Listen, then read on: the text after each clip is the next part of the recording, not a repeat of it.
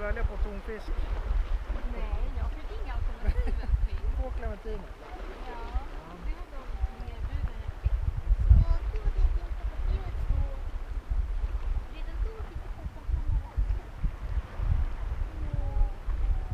Det var inte snällt av John att göra så.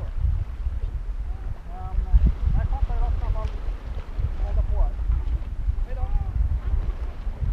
Nu ska det bli yoghurt.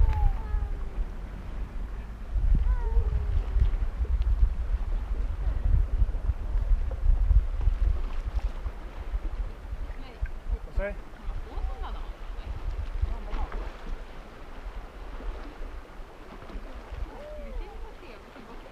Ska du ha mer?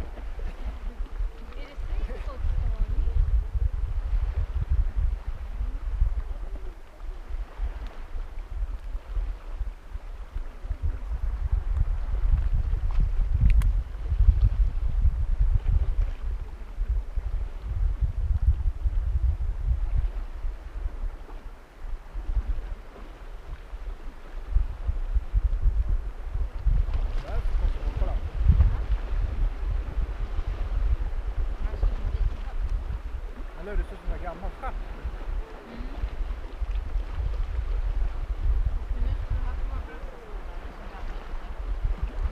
Om nu igen. Vi kommer ju köpa dem efter.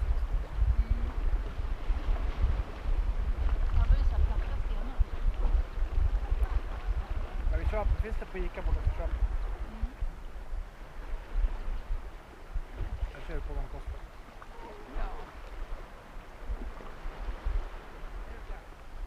Jag tänker då kan vi gömma det hemma snart. Ja.